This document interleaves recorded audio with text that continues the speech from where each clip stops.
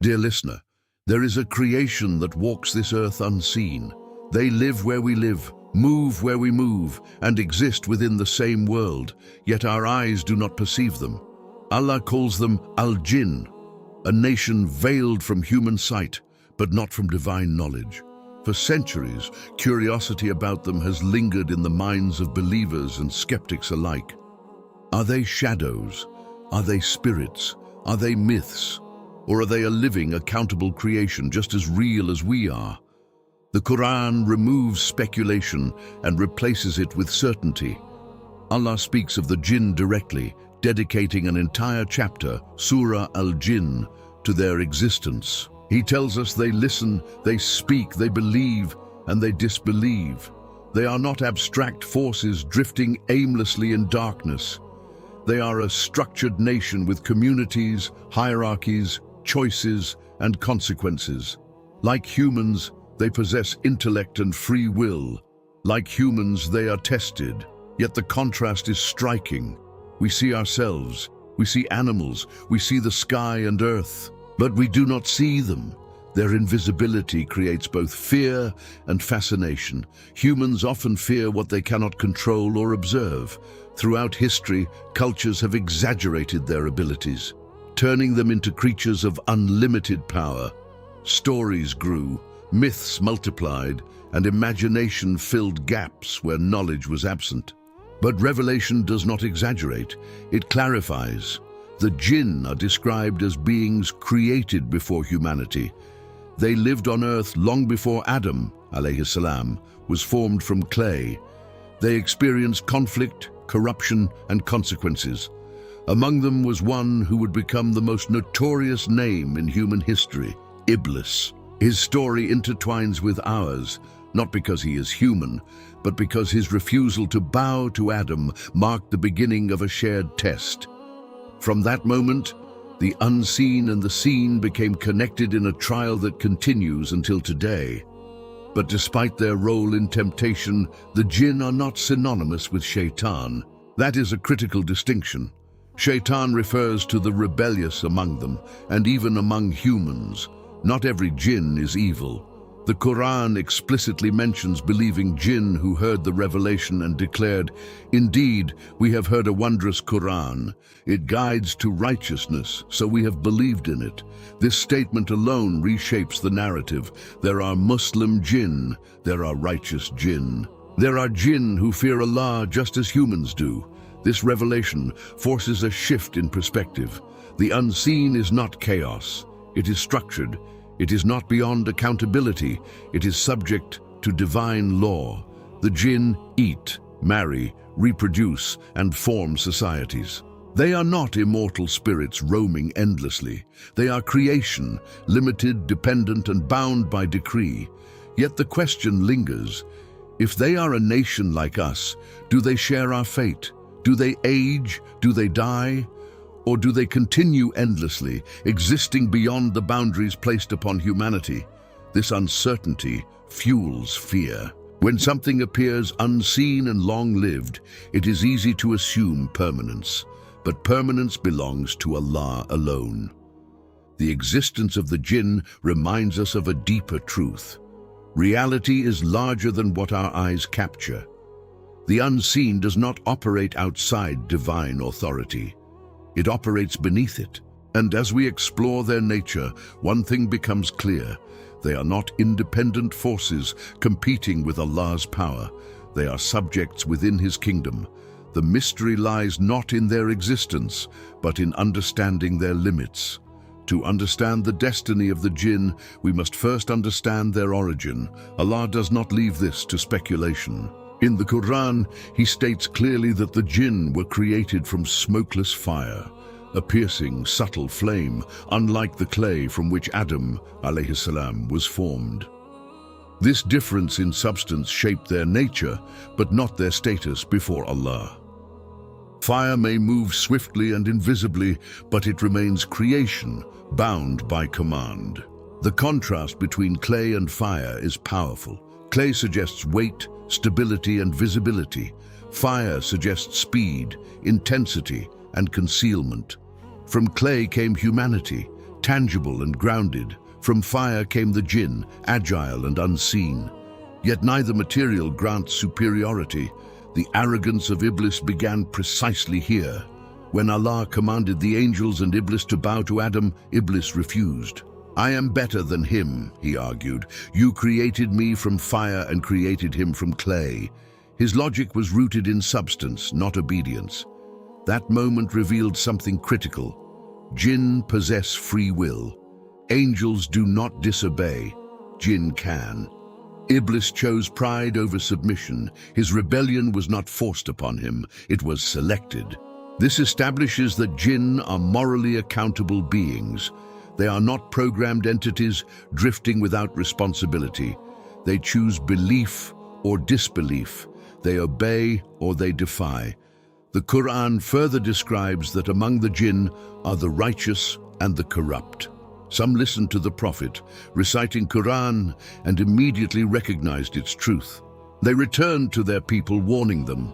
Just as human believers would, others aligned with Shaitan, whispering doubt and temptation. Their world mirrors ours in complexity. There are communities, tribes, leaders and followers. There are believers and deniers, yet their abilities differ from ours. Because of their fiery origin, they can move swiftly. They can traverse distances beyond human capability. In the story of Prophet Sulaiman, alayhi salam, a powerful jinn offered to bring the throne of the Queen of Sheba before Sulaiman could rise from his seat. This demonstrates capability, but not independence. Even the strongest among them operated under divine permission. Power without permission remains powerless. This is where imagination often exceeds revelation. Stories exaggerate Jinn as nearly invincible, capable of endless life and boundless authority. But the Quran consistently reduces such exaggeration. Yes, they are different. Yes, they are unseen, but they are not beyond decree. They eat and drink. They marry and reproduce. They live within limits set by Allah. Their fiery origin does not grant eternal existence. It grants only distinction in creation. The rebellion of Iblis also teaches that substance does not guarantee honor. Fire did not save him from curse. Pride did not shield him from expulsion. He asked Allah for respite until the day of resurrection, and Allah granted it, not as reward, but as part of the test for humanity and jinn alike. Even that extension was temporary, bound by the timeline of divine will. Thus, from their origin, we learn two truths. The jinn are powerful but limited, and they are accountable but not eternal. Their fiery creation gives them characteristics distinct from ours, yet it does not elevate them beyond death, judgment, or consequence. Fire may burn brightly, but even flames extinguish when their time ends. The question now becomes unavoidable. If the jinn are a created nation with intellect and free will, do they share the same ultimate fate as humanity? Do they age? Do they die? Or does their fiery origin grant them a lifespan beyond our comprehension? The answer does not lie in folklore or speculation. It lies in revelation.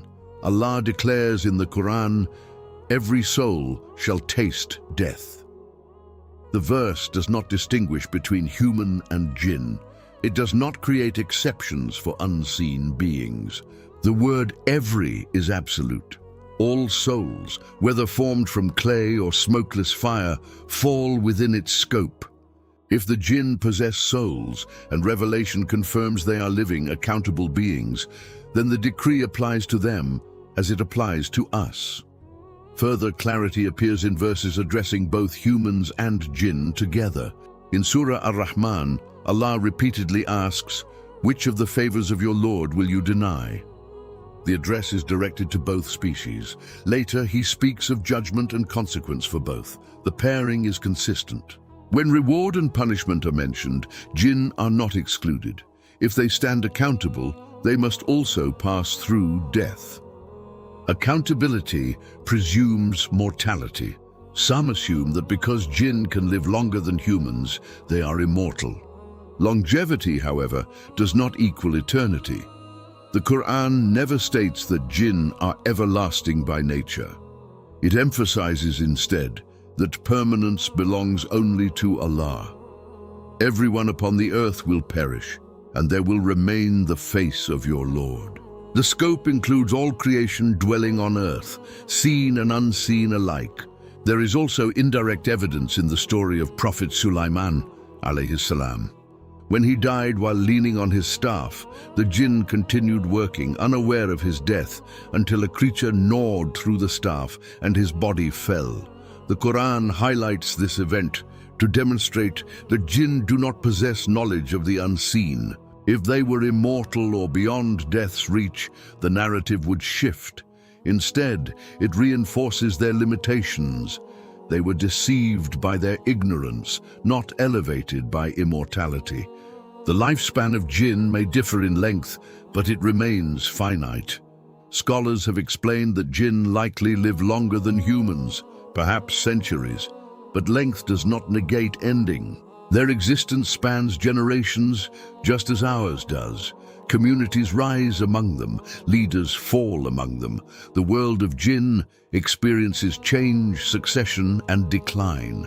A nation that evolves must also conclude. This understanding dismantles a subtle fear. Humans sometimes exaggerate jinn power because they cannot see them aging or dying as visibly as they see their own kind. The unseen nature of their world creates an illusion of endlessness. But revelation corrects perception. They are not eternal forces hovering outside decree. They are servants within decree. Thus, the answer becomes clear. Jinn do die. They are subject to the same ultimate law governing all creation. Their fire will extinguish when commanded. Their lifespan, however extended, will end when written. The unseen does not escape mortality. It shares it. And when death arrives for them, just as it arrives for us, the next reality begins, the reality of standing before Allah. Among all discussions about the jinn, none generates more confusion than the fate of Iblis. Many imagine him as an eternal being, roaming endlessly without end. Stories portray him as timeless, unkillable, existing beyond the boundaries of mortality.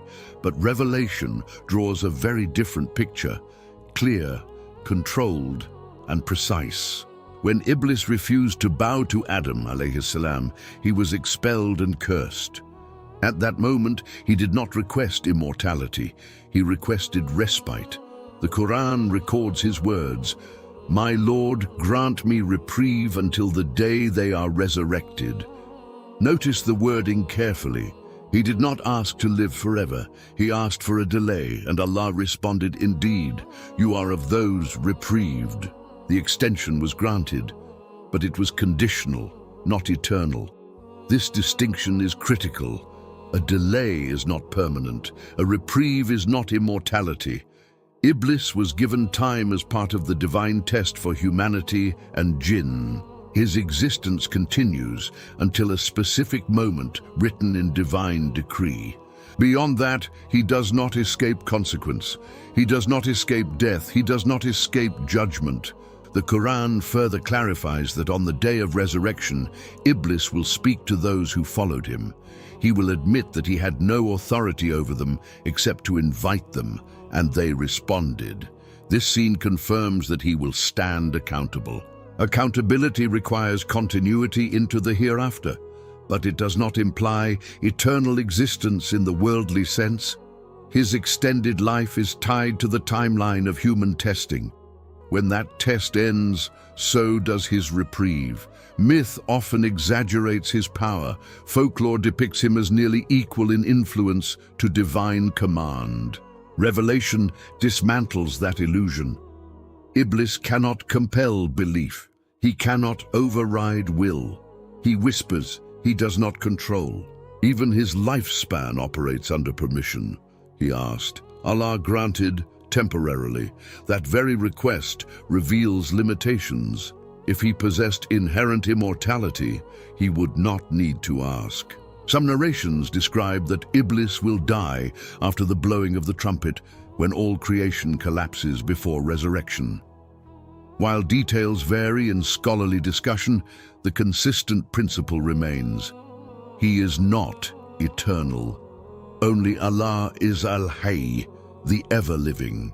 Every other being, angel, human, jinn, exists within created boundaries. The belief in Iblis's immortality often feeds unnecessary fear. If people imagine him as unstoppable and everlasting, they inflate his influence. But the Quran repeatedly reminds us that his plot is weak. He operates within a limited window of time. His destiny is sealed. The fire he once used as an argument for superiority will not shield him from consequence. Thus, the myth dissolves under revelation. Iblis lives long, but not forever. He moves unseen, but not unrestricted. He influences, but does not dominate. His reprieve is part of the test, not proof of supremacy. And when the appointed moment arrives, even he will face what every soul must taste, the end of worldly existence and the beginning of judgment. If jinn live, choose, and die, then one question naturally follows. What awaits them after death? Are they scattered into nothingness, or do they stand before Allah as humans will? The Quran answers with clarity. Jinn and humans share not only existence in this world, but accountability in the next. Allah addresses both species together repeatedly. In Surah Al-An'am, He declares, "O company of jinn and mankind, did there not come to you messengers from among you, relating to you my verses and warning you of the meeting of this day?" This verse alone removes doubt. The jinn were not created aimlessly. They received a warning. They received guidance. They are summoned for questioning.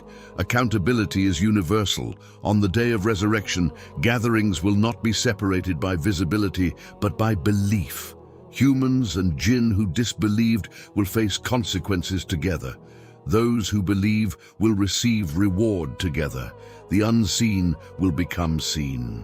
The boundaries that divide our worlds now will dissolve under divine judgment. Every whisper, every choice, every act will be exposed. Some imagine that jinn operate beyond the moral system applied to humans. Revelation rejects this assumption. Jinn who believe are promised paradise. Jinn who reject the truth face punishment. Surah Ar-Rahman describes rewards prepared for both, repeating, "Which of the favors of your Lord will you deny?" The address continues without distinction. Gardens, blessings, and mercy are not limited by species, nor is justice. This reality reshapes fear. Many humans fear jinn influence more than their own disobedience. Yet on that day, both will stand equally helpless before Allah. The jinn who whispered temptation will not shield those who listened. Iblis himself distanced himself from his followers, declaring that he was only invited, and they responded. Authority will belong to none but Allah. The gathering itself will be overwhelming. The Quran describes the terror of that day. The sky split, mountains crumbled, deeds weighed. Imagine the unseen nation revealed in numbers beyond our comprehension, standing alongside humanity. A creation we rarely perceive, suddenly present. Yet even then, no chaos will exist. Order will define judgment. Every soul accounted for precisely. The pairing of jinn and humans in accountability reinforces a powerful truth. Privilege does not exempt. Ability does not excuse. Whether formed from clay or fire, creation exists to worship Allah. The jinn's invisibility does not protect them from scrutiny. Our visibility does not guarantee superiority. Both stand as servants. Both face the same ultimate authority. Thus, the question of jinn mortality is incomplete without the question of jinn destiny. They die, they are resurrected, they are judged, they are rewarded or punished. The unseen shares our fate in ways we often overlook, and on that day, the reality that seemed distant will become undeniable. The fire from which they were created will not shield them from the fire prepared for disobedience, nor will it prevent them from entering the gardens promised to the righteous. The decree is universal. The judgment is certain. When people speak about jinn, The conversation often revolves around fear, stories of possession, whispers in the dark, unseen movements, strange encounters. The imagination expands quickly when the subject is hidden from sight. Yet the Quran does not encourage obsession, it encourages understanding. The shocking reality is not that jinn exist. The shocking reality is that they are just as temporary as we are. Humans sometimes elevate jinn in their minds to a status they do not deserve. Because we cannot see them age or decay, we subconsciously grant them a sense of permanence. But Revelation shatters that illusion. They were created, they live within limits, they die, they are resurrected, they are judged. The unseen does not escape mortality. This realization shifts focus. If jinn are not eternal, then fear of them must be placed in perspective. The one who created them is the one who controls them. They cannot move beyond permission. They cannot extend their lives beyond decree. They cannot alter destiny. The same Lord who declared, "Every soul shall taste death," included them within that decree. Permanence belongs to Allah alone. There is another layer to this truth. Jinn, like humans, are tested. They struggle with belief and disbelief. They choose obedience or rebellion. Some among them fear Allah deeply, some among them spread corruption, but none among them possess authority independent of divine will. The power often attributed to them in folklore far exceeds what Revelation confirms. Knowledge corrects exaggeration. Perhaps the greater warning lies not in their existence, but in ours. We ask whether jinn die, yet we rarely pause to reflect on our own mortality. We fear unseen beings, yet death approaches us visibly every day. The Quran mentions jinn to remind us of accountability, not to distract us with superstition. When Allah addresses both species together, it is a call to humility. Imagine the day when jinn and humans stand side by side before their Creator. No invisibility, no secrecy, no myths, only the truth. On that day, fear of jinn will vanish. Fear of Allah will remain.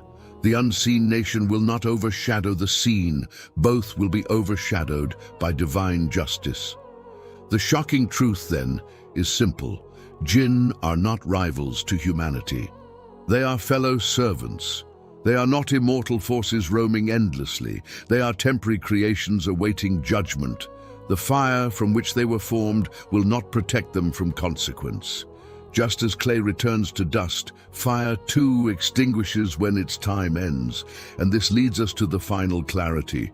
Our obsession should not be with the lifespan of jinn, but with the lifespan of our own obedience. Both species live under decree. Both die under decree, both rise under decree. The only eternal is Allah. When this truth settles in the heart, fear is replaced with balance. Knowledge replaces exaggeration, and Tawheed stands firm above imagination.